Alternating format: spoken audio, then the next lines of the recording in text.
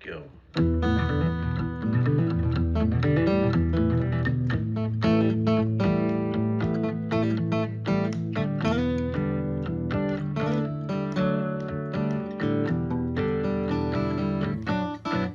Dan Grider, probable cause. It's Sunday night, December 10, 2023, with your Sunday evening update. General aviation fatals is what this Sunday evening broadcast is all about. If you're with us in the live chat room tonight, glad to have you with us. It's been a gloomy last few days for general aviation fatals. Yet another one this morning. I'm going to give you just a snippet of this before we get into it. Oklahoma City, a little beach musketeer this morning with 2 people in it. One did not make it, the other badly burned, and don't know the outcome yet. Listen to this. Okay, we're losing power. We're losing power. I'm going to land on. He says, okay, we're losing power. Okay, we're losing power. Notice he didn't say we've lost power. The power is not shut off. He is losing power. He's in a left-hand turn. He declares an emergency several times. We're going to get into this accident. This is number 6 for the month. Remember, I'm on this quest to keep the general aviation fatal accident rate below 14.0 for the year. That's because 12 times 14 is 168. Right now we're at 162, including the fatal accident in Oklahoma City this morning. 6 for the month of December so far. That brings us to 162 of 168. We've only got 6 more spaces allotted to maintain a 14.0, which would be a record. In any case, even if we don't break 14.0 for the average, I think we will break the lowest general aviation fatal accident total number for the year, which is good. We're on the way down. I credit social media, Live ATC, VAS Aviation, all these people who have the data, the information very fast. If you notice this crash this morning from Oklahoma City, already people call me with the name, the N number. I got the ATC tape. I got the ADSB record. I got the whole thing, and I'm going to show it all to you exactly. I take a lot of heat for lightning fast reports on general aviation, but most of the time it's pretty obvious. This month, the month of December, we've had a total of 6. 2 of them are completely unknown to me. The other 4, including Jenny, the YouTuber in Tennessee, Simi's accident up in D.C. I just got back from D.C. I've got some show and tell to show you here towards the end. This is going to be a very short video, I hope. I'm going to step through these. I'm only going to talk about these 4 basic ones for the month of December, and I hope that you'll ride along to the very end. My deal for you is I took a lot of time to go there, to travel, to pull all this together, to shoot this video, to edit it, to upload it for free. There's no ads. Listen to this, no ads. My favorite part is that there are no ads. Yes, you heard it right. 0 ads. All you have to do is watch it. Maybe you might learn something off this, maybe not. In any case, if you don't like it, just please move along, and that's totally fine. I'm going to get a little bit back on track here, and let's get some housekeeping stuff taken care of. First of all, hats. I appreciate everybody wanting a hat and everything. I got completely cleaned out on hats. I have sent out a bunch of hats, and I got a few more on the way in. I had to make an emergency order. If your hat has not arrived yet, it will in the next few days, but I got a few more hats on the way back inbound right now. You can still get a hat. I ordered some extras, so if you still want a hat, you can get one. Send me an email, probablecausedangrider@gmail.com, and I'll give you instructions for how to get a hat. You people out there that paid more than you're supposed to for the hat, I'm sending DTSB to your house, and in your basement, they're going to bug your house and put video cameras in your house. You should not be doing that. The hats are $25 each, plus $5 for shipping and handling and postage and all that kind of stuff. So $30 is fine. You people that paid extra as a tip for Christmas, we know about you, and our people are watching you. You know, what's really frustrating is this Oklahoma City crash. Already, I could tell it was a rotot, as a reduction of thrust on takeoff. The guy didn't lose his engine. It just rolled back, and he tried to turn around. He did not make it back when he had ample opportunity to go straight ahead and a little bit left. There's plenty of open field out there. He could have put it down off field and been totally fine, but he tried to turn all the way around. We just made a ride-along video on this. I've got 12 videos that are going to be completed by the 31st of December, closing out 2023. I'm doing 12 ride-along videos. 9 of those are already done. I got 10, 11, and 12 yet to go. Number 9 is on the subject of ROTOT, R-O-T-O-T, that's reduction of thrust on takeoff. Should you turn around or should you go back? I'm not really a fan of turning around unless it's like really, really good and you absolutely got it made. You're going to spill lift, you're going to stall this thing, and you're going to spin. It's not going to work out. Most of the time, it does not work out if you attempt to turn this thing around. In any case, 30 degrees angle of bank, no less than DMMS. Get this thing turned around if you're going to, but don't break the Bernoulli laws of physics if you're going to try this. Rotot, here's the here's the playlist on this thing. If you go to my YouTube channel and look under playlist, it's under ride-along videos. Ironically, we just got done talking about this a few days ago and uploading a video specifically on the subject of reduction of thrust on takeoff. Dylan's out there flying around in his little Cherokee. He's made 2 trips last week. We're featuring the cheapest 100 lead gas in the Southeast. He made it to 2 Romeo 0 and to X23 last week. Here's a little bit of video footage from 2 Romeo 0 down in Mississippi. Those people were very, very nice. They helped him when he got there and gave him a glass of water and a sandwich, and we appreciate that inexpensive, or the least expensive, 100 low lead in the Southeast. And then X23, he went down to X23 down and back here the other day. Very nice people, got a nice tour. X23 has an old FBO and a new FBO. The new FBO is going to be open in a couple weeks. Really nice facility, and after hours you can get in there. You can spend the night on the couch if you need to, and really good prices on 100 low lead. And then my home airport, KHMP, here's a little bit of video footage from inside Hampton, Georgia. Brand new FBO. Nice place, nice runway, RNAV approaches, and Pappy's going both directions. Nice place, good FBO. Cheapest gas in the Southeast right here is, they're trying to be very competitive. Currently $4.68 a gallon for 100 low lead at KHMP. That's only a few miles from my house. I'm going to put the screen up here to show you the 6 fatals so far in the month of December. Here they are. The very first one was on the 3rd. This is November 7-6 Sierra Bravo. This is the beach up in Virginia, and the guy's name was Simi Adams, 62 years old. He was the only one on board when this happened. When it happened, I got to look at this very carefully and decided I would try to probably, maybe, go up there. So I made a post on a local Virginia Facebook page that I'm a member of up there called Smokehouse Pilots. Now, I was thinking that these are guys that smoke cigarettes and they enjoy smoking smokehouse. So I went up there. I made a post and asked for an airplane to borrow, go fly around a little bit. I got a lot of takers via private messages and all that kind of stuff. But the surprising thing was I made contact with the guy who actually runs the thing. His name is Gabe. He's based there, and Gabe was also due, coming up in the future, a flight review. I said, let's make a deal. How about if I give you a flight review, we'll fly your airplane, and we'll do some stuff, and I'll make you a deal. If you don't like AQP, you tell me you don't like AQP, but let's go fly your airplane, and let's do some stuff. So we flew Gabe's airplane, AQP. I had some haters up there because of that post asking for a ride in an airplane up there. I had a couple haters, and here they are. Here's one of these guys. His name is Nick DeCampo. Nick Biondo, and here's the post that I made, and here's what Nick wrote, which is totally amazing to me. The other guy, here's him, Matt DeCampo. I mean, where do these guys get off? This is so amazing. I'm coming up there on my own dime to spend my time to take a look at this, and I'm going to make a deal. Each one of these accidents I'm about to talk to, I'm putting them on your screen here. Each one of these accidents, I am going to venture a guess. I'm going to go on a limb here and make a guess here, but I took the time and trouble to go there. I took the time and trouble to go out here and find the pieces and look at the path and make my best guess. I've been a CFI for 40 years. I have taught everything and everybody. I have been there, done that. I've got a pretty good idea what I'm looking at. Am I wrong? Maybe. I'll let you be the judge of that.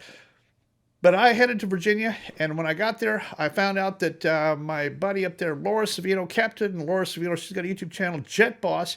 She was in the process of finishing a video. She had already gone to the wreck site a few hours after it happened, and she had some pictures and stuff like that. So she agreed to let me use some of her stuff. Her video is already up and on the air, and she made a very, very interesting observation in her video, which I truly liked. It has to do with expectation bias and a story that she told concerning expectation bias. So check that out. While I was there, I agreed to buy her a sandwich at the local sandwich shop if she would let me have some pictures and video that she shot. So we did it. And while we're driving, I think she kind of got mad at me because we were driving along here, and she offered me a mint. Anyway, I guess it wasn't the right thing for me to do.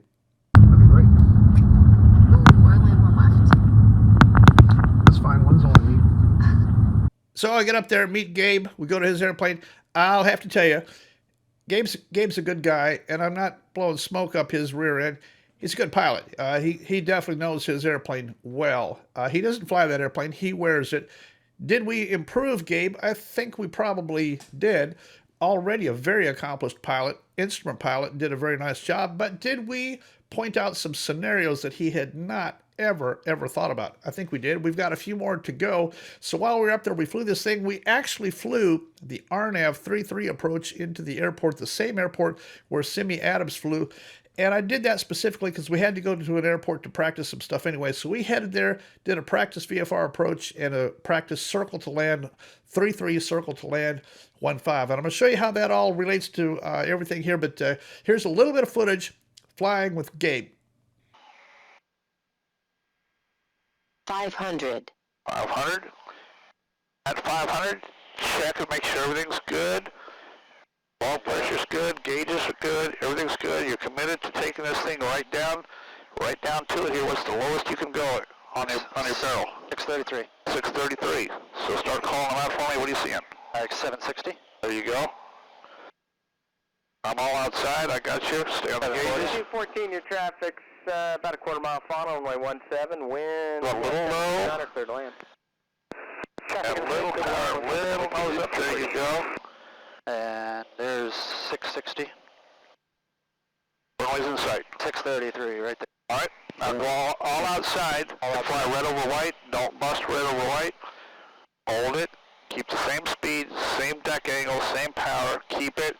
You got a new set of white boxes up here to look at. Looking good. Start to go a little low. Your glide path indicator showing a little low. At night, there you go. Now you're over the runway. Now you're purely visual, normal landing.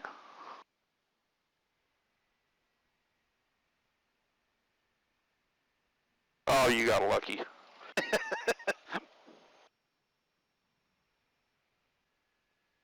Totally good. All right, nice job. Well, that's it for this. What's your opinion of AQP scenario-based training? Well, I got to tell you, I mean, this is something that I've been looking forward to, and I learned a lot today. There's no doubt about it. And DMMS on knowing that I can fly this thing at 98 knots and no more than a 30-degree bank and feel safe.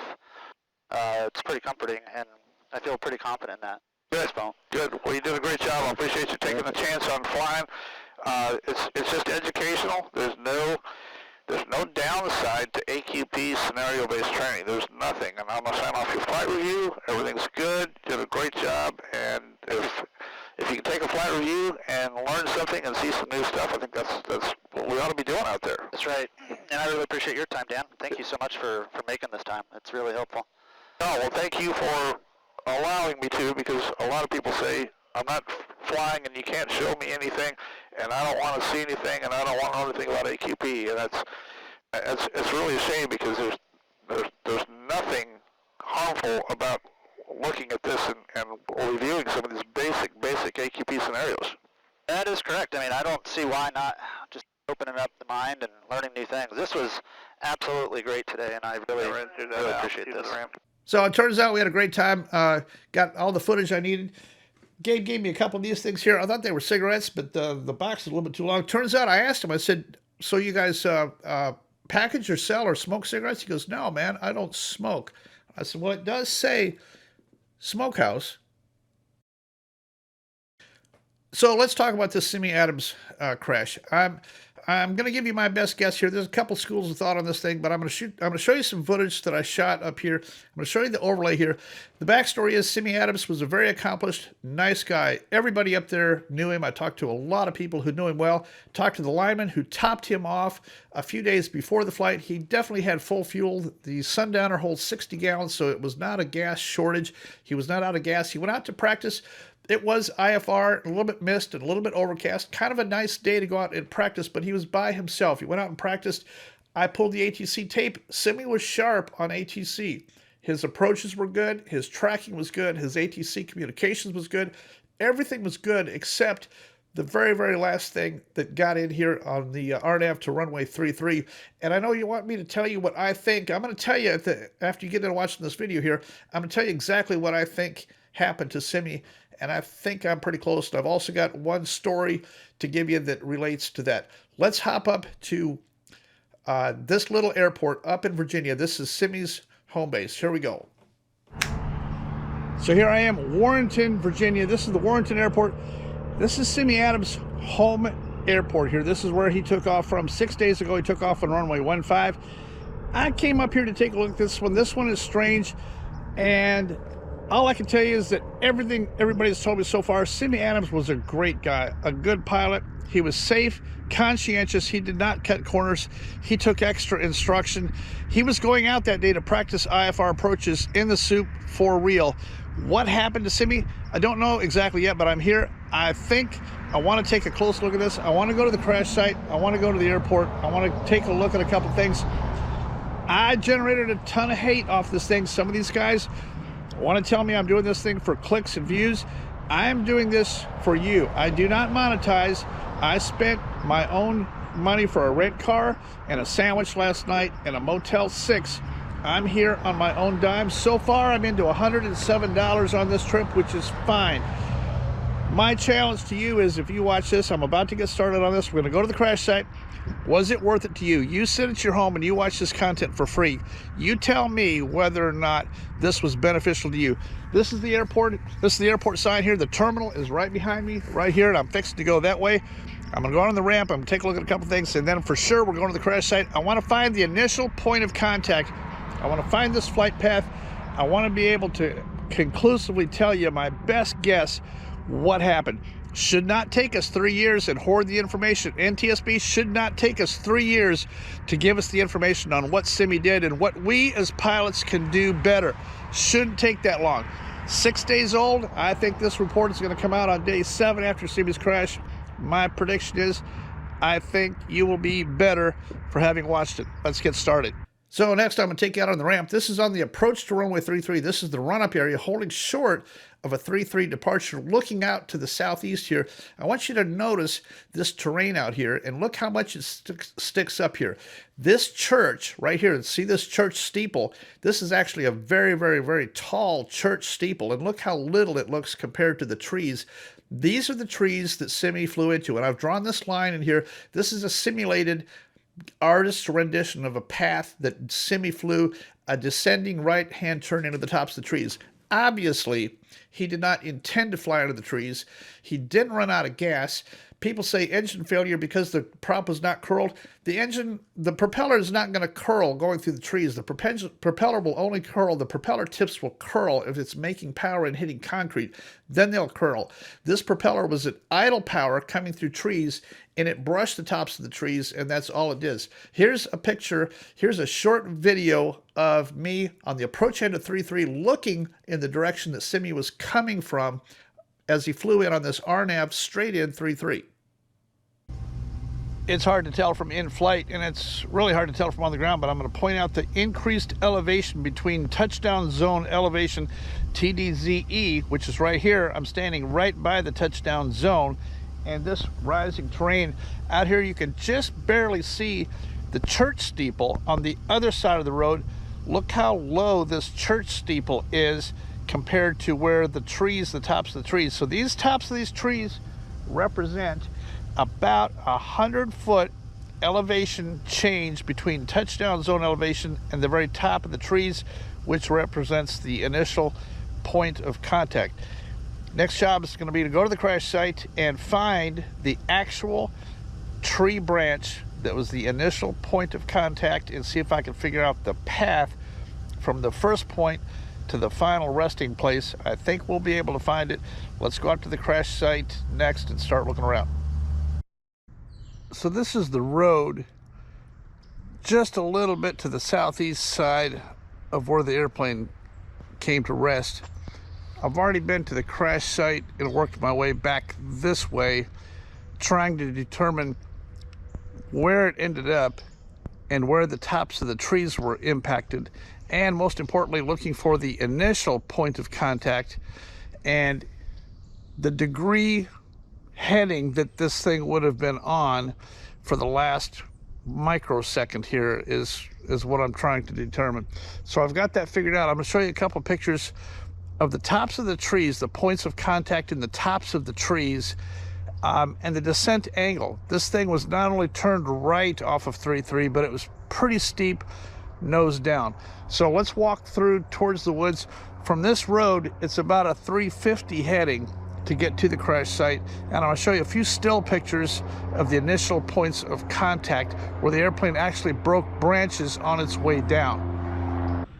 This is where the airplane came to rest at, right here, and still today scattered all around is pieces of debris. I'll show some of that here. I also have the initial point of contact where the airplane first contacted the tree. Which tree was it and how high and where was that at? That's this branch right here. The debris that I found here is mostly metal shavings and pieces. Definitely Beechcraft metal, but on a heading here, looks like off the approach course for 33, looks like it would have been about 25 to 30 degrees to the right. A diving right turn off the approach put him into the tops of the trees, and once he had initial point of contact in the tops of the trees, there's no recovering it from there. It's going to go straight down, but a very high energy impact. This was not a stall and a spin. Very high energy through the tops of the trees, brought it down at about, I'm guessing, a 30 to 35 degree angle of descent to end up right here. Let's go back and see where I got this initial point of contact from. This tree is the initial point of contact. The very top of this tree is where something on the airplane hit first. I think left wing or maybe propeller hit the very tops of this tree. You can see it's a pretty good sized tree, and I'm not that far from the road. So now we're going to find the actual branch. When this thing hit, it knocked a branch down. The furthest, highest up point on that branch actually becomes the initial point of contact, and I think we can find that because that branch is now laying on the ground.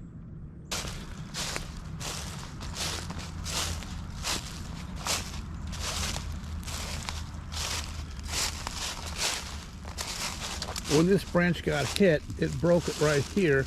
It actually broke two branches right here, and I figured out that this one right here would have been the tallest one. And if you follow it all the way up, it comes out to right here. So this point right here becomes the initial point of contact for the airplane.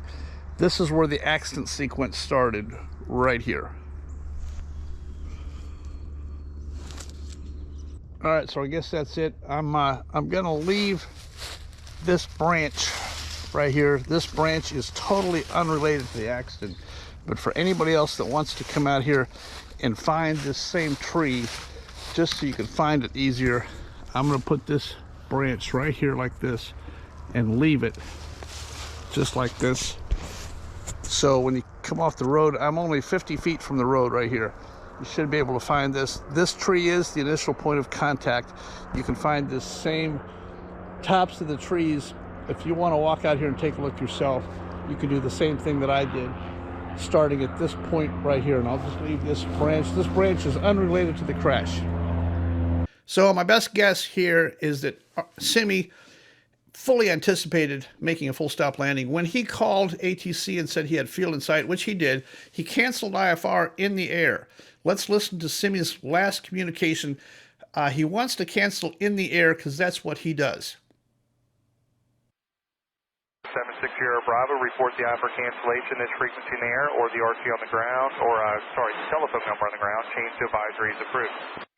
Roger, once I get the runway in sight, we'll close out this IFR flight plan in the air. Is that 76 Bravo?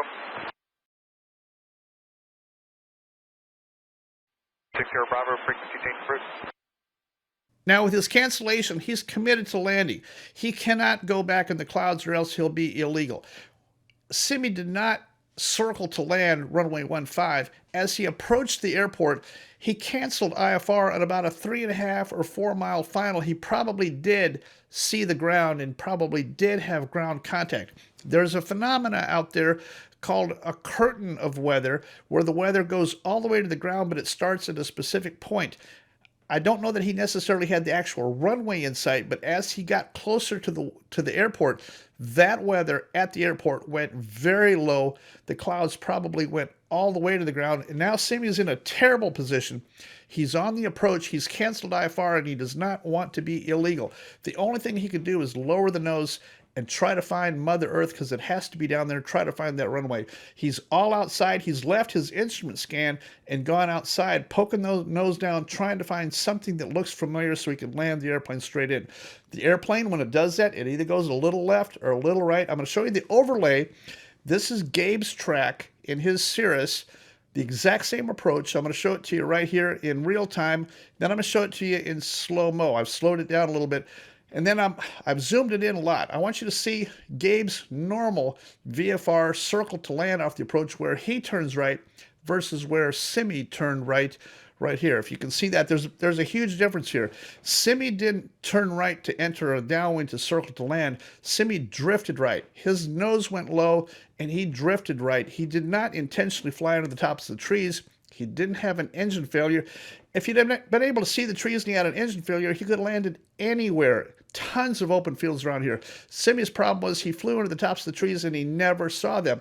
His approach path was high speed, almost 330 feet long, I think, from the initial point of contact. And I found the initial point of contact.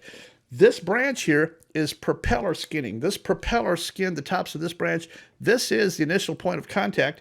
And these metal pieces were found a long ways away from the crash site. There's no use looking at the burnt wreckage at the crash site. That's where the airplane ended up.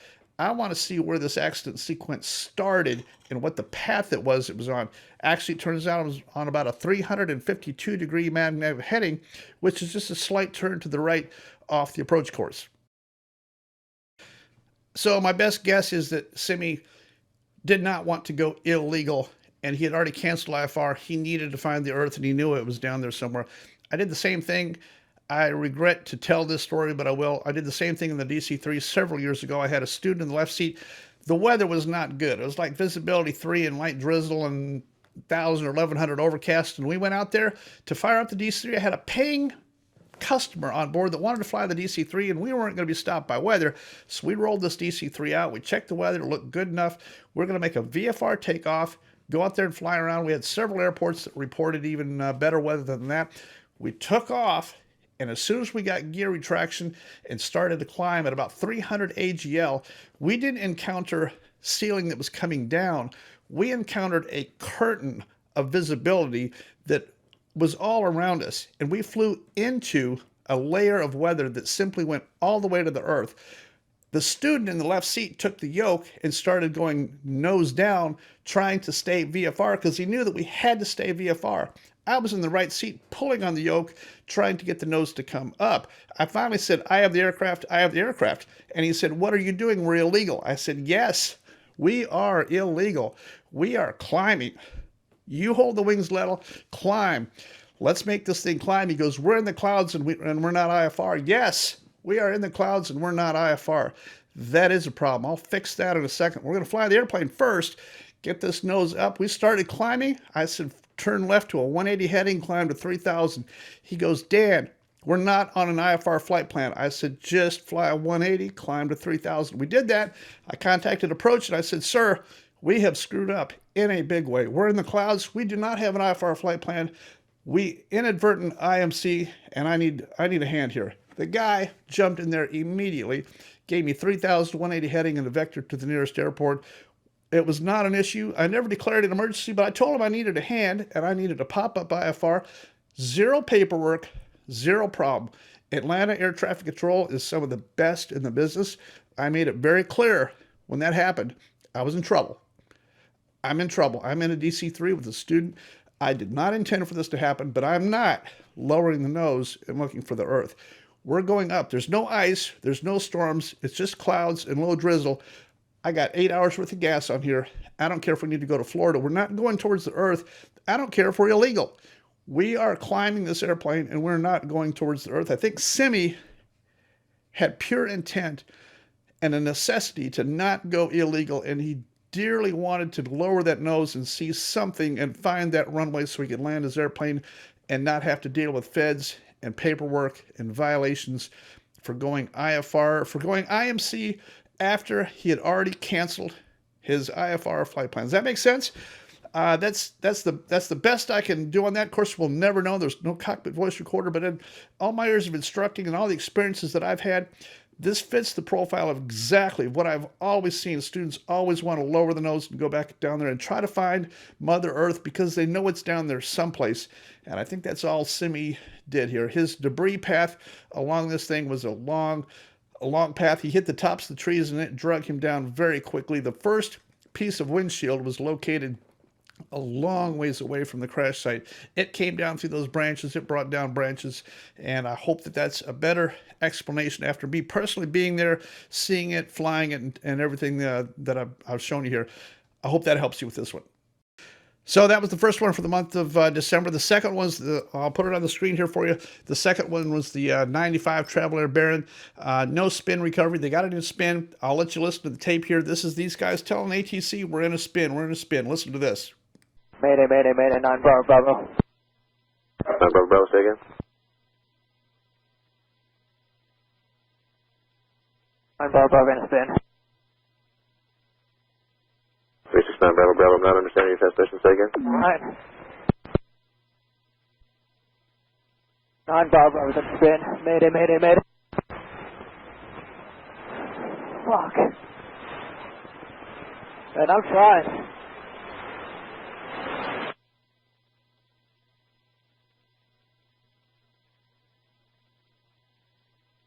Bravo, Bravo, try the opposite rudder, try to get the wings level.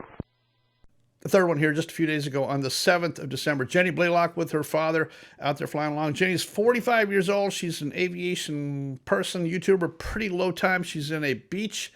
This is a Debonair. It's kind of the predecessor to an early Bonanza. Pretty high-powered, fast airplane for low time. She did not have an instrument rating. She had made a YouTube video previous to this. I watched a few of her videos after her accident and came to the conclusion she's pretty far behind the airplane most of the time. She's nervous, she's counting on her autopilot, and she's pretty far behind the airplane. She was actually taking the airplane that day to Arkansas to go get the autopilot either replaced or worked on because she was so emphatic about having to have an autopilot in that airplane. Now, the problem I have with this airplane is it had a Century 2000 autopilot.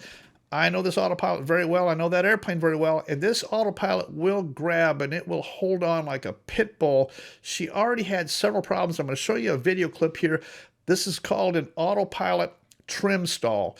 She got this thing in an airplane nose up condition. The speed was decreasing. I want you to watch this video that I stole from her YouTube channel. She's had this happen over and over and over to her where the autopilot, the Century 2000 is pitching her up and she doesn't know what to do about it. Look at this.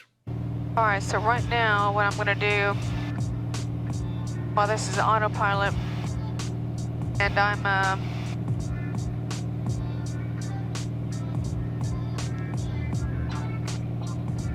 little ways off here. I've been so. holding up that climb.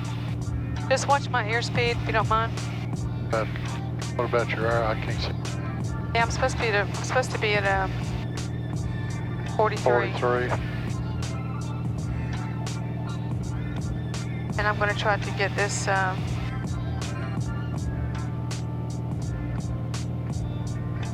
The trim makes a difference.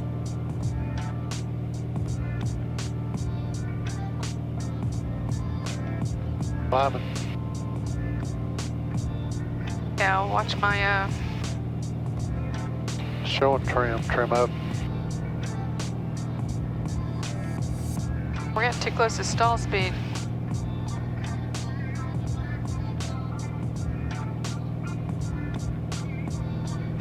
Stop it.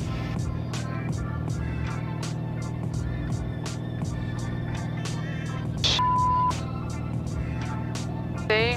Yep. Hate this autopilot. So here's a graphic of the Century 2000 panel. If you notice, here's the mode annunciator here on the left. The panel here has these two buttons on the right for up and down. it's operator error. She's not operating this thing correctly. She needs altitude hold, and this thing will go up and down slightly. It'll do what it's supposed to do, but if it gets a mind of its own and it wants to trim up and pull the nose up, it's gonna do it. This autopilot here is a very common used autopilot. It's actually a fairly good one. I think based on her flight profile that I saw, she was not out to practice stalls. She had her father with her. She was trying to get to Arkansas. Her altitude and speed deviations indicated to me that she was still having altitude deviation problems with that autopilot. And look at the very, very end of this thing. It starts climbing and speed is decaying. Jenny Blaylock died of a stall spin, autopilot trim stall that she could not recognize and could not get disengaged in time. This thing pulled the nose up, that wing stalled. She was clean, gear up, flaps up, it stalled, it rolled. Jenny Blaylock did not know how to do a spin recovery, and she rode it all the way to the earth with the yoke fully aft, trying to figure out what was going on and screaming at the very end. There's no way for her to get this thing out of her. She should never have been in that airplane. It's too much airplane. She was counting on autopilot. The whole situation is not good, but this to me is a classic Century 2000 autopilot trim, stall, spin, and death. The next two are two accidents I've got very, very little information on. It's a Piper up in Alaska. It's a Super Cub. I think it's a 180 horse Super Cub up in Alaska. Don't know anything about it. Happened on the 8th. Also on the 8th, right after that, a Kit Fox in Arizona. One person in each one of those. No N number, no name. I have no information on this. And then the very last one that we've already talked about. This is 6945 Quebec. This is the airplane with the road tot that we started out talking about here. I want you to go back and look at this road tot video that I just made. You can bulletproof yourself against road tot. There's nothing wrong with landing off field. If you land off field, guess what? You get to open the door, step out, and go to dinner. It's not a big deal. You try to turn this airplane around with a reduction of thrust. This is the AOPA maneuver. It did not work out for them. I don't advocate you trying to turn your airplane around. If this guy's engine had actually quit, if he had been a low tot, if it had quit, the decision would have been made for him. He probably would have just landed straight ahead. Obviously, coming back to the airport from where he was probably would not have been an option. His problem was he had just sick enough of an engine that it gave him the hope of turning this thing around, and he did get it kind of mostly turned around and headed kind of back towards the airport. I'm going to let you listen to the whole ATC tape I've condensed. Here's his takeoff clearance right here. Wally Post Tower, Musketeer 6945 Quebec, Alpha 1, holding short of 35 right, ready for takeoff north VFR. Musketeer 6945 Quebec, Wally Post Tower, runway 35 right, clear for takeoff. 35 right, clear for takeoff, Musketeer 6945 Quebec. And now here's the whole sequence here, unredacted and untimestamped here. Here's the whole sequence. You got Tower talking on top of him for a second here, but here's the whole sequence right here. White Post Tower, Musketeer 6945 Quebec. We're going to return for landing. Musketeer 45 Quebec, roger. Enter left downwind for runway 35 right, sir. Okay, we're losing power. We're losing power. I'm going to land on. Musketeer 45 Quebec, you can come in opposite direction 13105. You can land 17 right, 17 left. 35 left. I'm declaring an emergency. Roger, sir. Can you make it straight into runway 17 right or 17 left? Your choice. I'm going to land on 35, declaring an emergency. Okay, sir. You can land on 35 left or right, your choice, and whatever is going to be best for you, sir. So that's it for tonight. I appreciate you hanging in there with me. I'm going to go out on a limb and tell you, no, I do not always get all these right. But I do take a tremendous amount of effort to travel to these places. Going to Virginia this week cost me 3 days of time and about $107 in miscellaneous costs, including the cheese sandwich I had to buy for Savino up there. So is it worth it? Yes, it's worth it. And if you would like to support those efforts, I do try to travel. This is not a profit thing for me. I'm trying to get out on the road and get my expenses covered when I do go out on the road. Here's some ways that you can help me. Zelle, PayPal, Cash App, Venmo. We've only got 6 slots left in the month of December to remain below 14.0, to remain below, at or below 168 fatals. I don't know if we can do it or not, but I really want you to pay attention and don't end up on this list in the month of December. It's not worth it. Stay alive in your airplane. Life is really good. Take some effort. Read this stuff, study up on it, and stay alive in your airplane. AQP for general aviation is what I'm trying to do. I appreciate your help. I'm going to get this video up and on the air from a tiny little itty-bitty fledgling YouTube channel, Dan Glider. Probable cause.